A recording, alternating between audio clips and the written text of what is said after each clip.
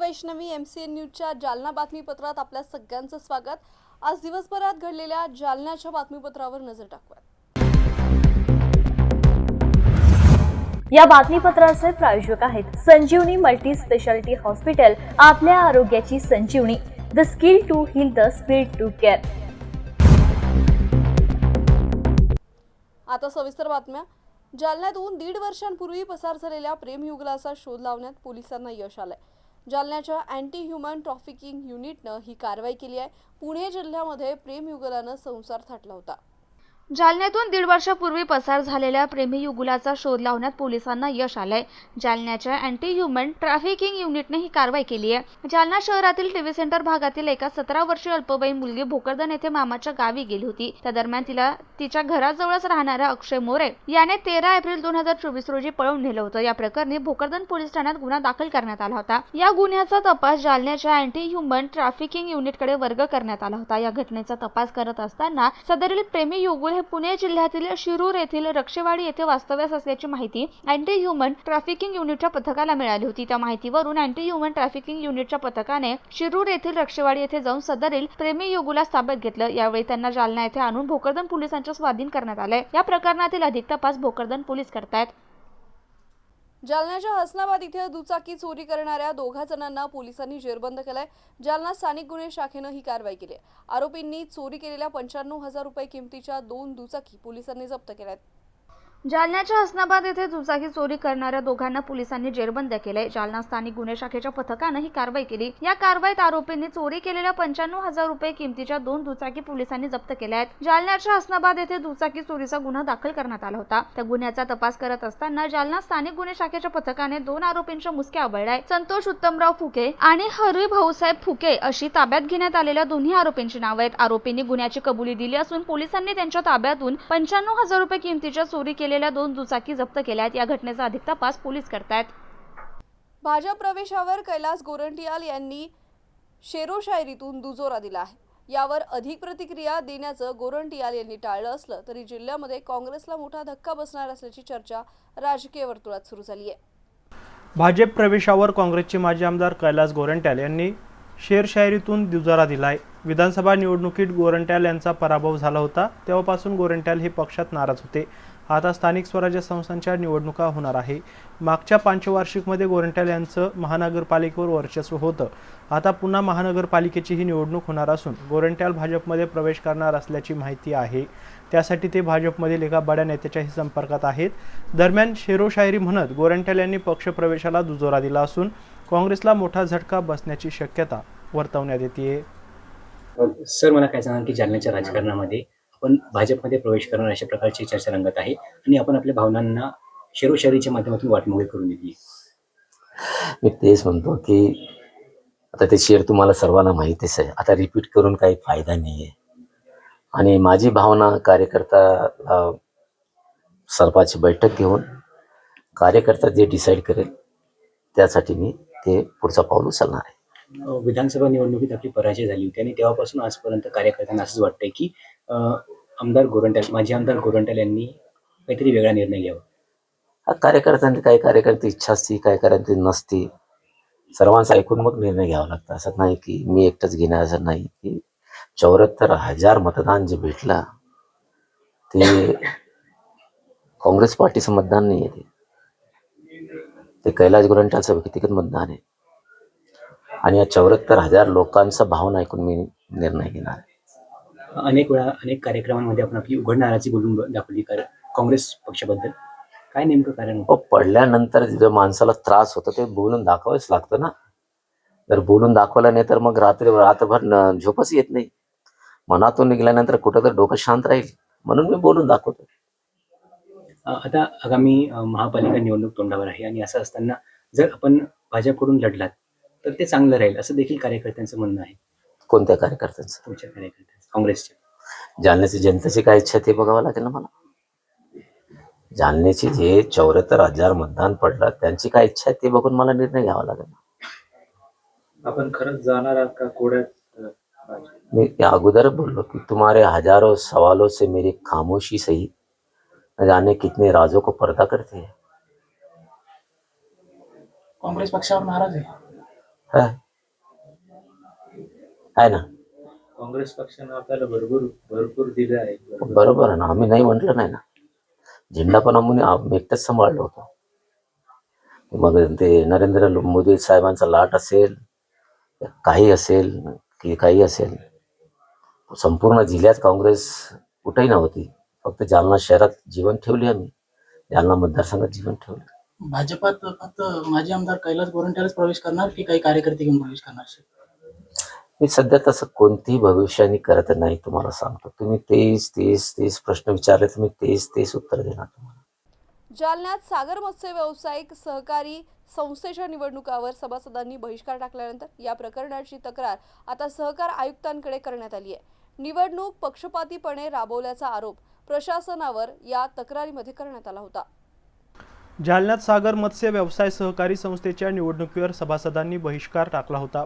परतूर संस्थेची नुकतीच पंचवार्षिक निवडणूक पार पडली. निवडणूक प्रक्रिया ही 12:15 ते 1:15 दरम्यान होणार होती. मात्र प्रशासनाकडून प्रत्यक्षात 3:25 निवडणूक प्रक्रिया चालू झाली नव्हती. त्यामुळे सागर मत्स्य व्यवसाय सहकारी संस्थेच्या सभासदांनी या निवडणूक प्रक्रियेवर बहिष्कार टाकत ठिय्या आंदोलन देखील केले होते. आता मात्र सहकार आयुक्तांकडे निवडणुकीत पक्षपातीपणा झाल्याचा आरोप करत तक्रार करण्यात आली आहे. काय निवेदन दिलं आपण? आज दिनांक 23/7/2025 रोजी जिल्हा अधिकाऱ्यालय येथे आम्ही सहकार आयुक्त व निबंधक सहकारी संस्था महाराष्ट्र राज्य यांना निवेदन दिले आहे की काल दिनांक 22 रोजी परतूर येथील सागर मत्स्य व्यवसाय सहकारी संस्थेमध्ये निवडणूक प्रक्रिया पार पडली होती. पण त्या निवडणूक प्रक्रियामध्ये सर्रासपणे एकतर्फी निर्णय घेऊन निवडणूक प्रक्रिया फिरवण्यात आली. त्यामध्ये लाखो रुपयाचा भ्रष्टाचार करण्यात आलेला आहे. निवडणूक निर्णय अधिकारी म्हणून घोषंगे व लिंगायत हे निवडणूक प्रक्रियेचं काम पाहत होते. पण त्यांनी त्या निवडणूक प्रक्रियेमध्ये 12:15 ते 1:15 दरम्यान निवडणूक प्रक्रिया मतदान पार पडण्याचे गरज असताना देखील त्यांनी 3 वाजेपर्यंत देखील निवडणूक मतदान चालू केलेलं नाही. त्यामुळे आम्ही ती निवडणुकीवर आम्ही सर्व सभासदांनी सागर मत्स्य व्यवसाय सहकारी संस्थेच्या सभासद या नात्याने आम्ही बहिष्कार टाकून त्यांना निवडणूक प्रक्रिया डबल घेण्यात यावी यासाठी आम्ही आज निवेदन देण्यासाठी जिल्हाधिकाऱ्यालय येथे आलेलो आहोत. आमची एकच मागणी आहे की शासनाने याची दखल घेऊन भ्रष्ट अधिकारी घुसंगे व लिंगायत यांना निलंबित करून त्यांची चौकशी, त्यांच्या जंगम मालमत्तेची आणि त्याला निलंबित करून त्यांच्या सगळी मालमत्ता जप्त करून त्यांच्यावर कठोरात कठोर कारवाई करावी आणि आम्हा सर्व सभासदांना न्याय मिळवून द्यावा आणि ती निवडणूक प्रक्रिया डबल घेण्यात यावी ही शासनाला आमची नम्र विनंती ह्या निवेदनामार्फत. धन्यवाद. मी सागर दगडू काजळे, सभासद सागर मत्स्य व्यवसाय सहकारी संस्था परतूर, तालुका परतूर, जिल्हा जालना. या बातमीसह वेळ झाली आहे जालना बातमीपत्रात इथेच थांबण्याची. पाहत रहा MCN न्यूज. नमस्कार.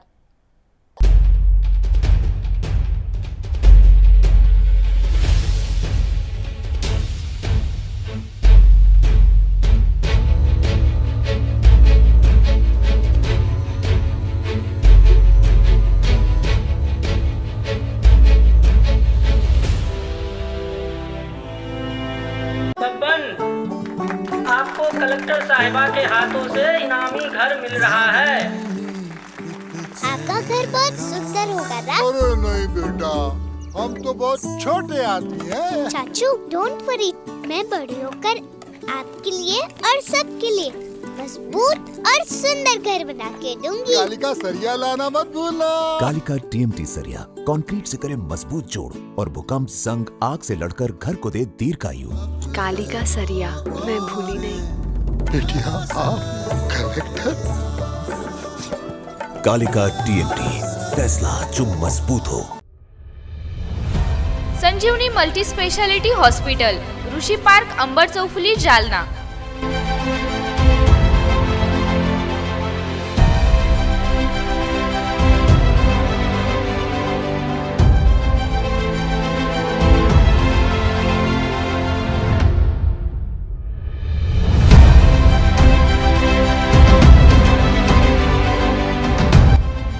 महात्मा ज्योतिबा फुले जन आरोग्य योजना आणि प्रधानमंत्री जन आरोग्य आयुष्मान भारत योजना उपलब्ध. मेडिसिन विभाग, बालरोग विभाग, स्त्रीरोग विभाग, अस्थिरोग विभाग, सर्जरी विभाग, नाक कान घसा विभाग आणि पॅथॉलॉजी विभागात काम करणारी तज्ञ डॉक्टरांची टीम. उपलब्ध सुविधा ICU, NICU. जालना शहरातील अद्ययावत Ultima of 100 with stent boost cath lab. Modular operation theatre, dialysis विभाग, cardiac care unit CCU, angiography सुविधा, एन्जिओप्लास्टी सुविधा, 24 तास अत्यावश्यक सेवा आणि कार्डियाक ॲम्ब्युलन्स उपलब्ध. महाराष्ट्र पोलीस कुटुंब आरोग्य योजनेसह सर्व आरोग्य विमा कंपन्यांचे कॅशलेस उपचार. संजीवनी मल्टी स्पेशालिटी हॉस्पिटल, आपल्या आरोग्याची संजीवनी.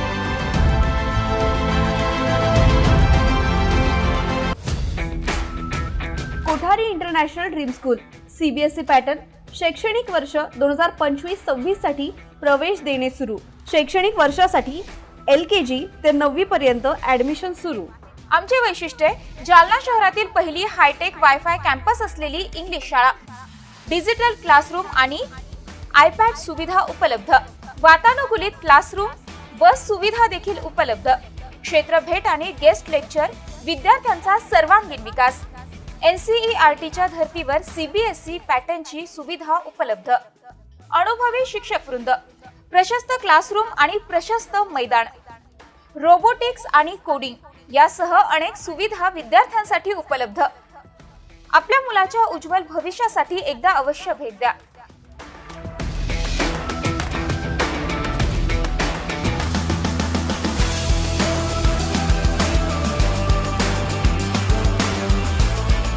Kothari international dream school, JES महाविद्यालयाजवळ, देऊळगाव राजा रोड, जालना.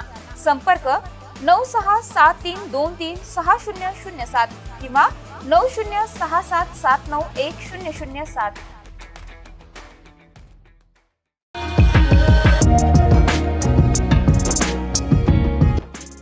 आम्ही इतिहास नव्हे तर भावी पिढीचं भविष्य घडवतो. आधुनिक लहुजी सेना जालना जिल्हा यांच्या वतीनं सादर आमंत्रण. साहित्यरत्न डॉक्टर अण्णाभाऊ साठे यांच्या 105व्या जयंतीनिमित्त प्रसिद्ध DJ आणि लेझर शोचं आमंत्रण. दिनांक 1 ऑगस्ट 2025 शुक्रवार रोजी संध्याकाळी 6 वाजता. स्थळ स्वातंत्र्य सैनिक वीर सावरकर चौक, सिंधी बाजार, जालना. कार्यक्रमाचे उद्घाटक माननीय माजी आमदार कैलासजी गोरंट्याल, प्रदेश उपाध्यक्ष काँग्रेस कमिटी महाराष्ट्र, लोकनेते माजी आमदार जालना विधानसभा आणि कार्यक्रमाचे अध्यक्ष आदरणीय नगीनाताई सोमनाथ भाऊ कांबळे, संस्थापक अध्यक्षा आधुनिक लहुजी सेना महाराष्ट्र राज्य. स्वागताध्यक्ष अक्षय भैया गोरंट्याल, युवा सम्राट जालना, अध्यक्ष गंगाधर लाखे, कार्याध्यक्ष रामभाऊ सुतार, सचिव पैलवान संतोष कांबळे, उपाध्यक्ष गणेश जाधव.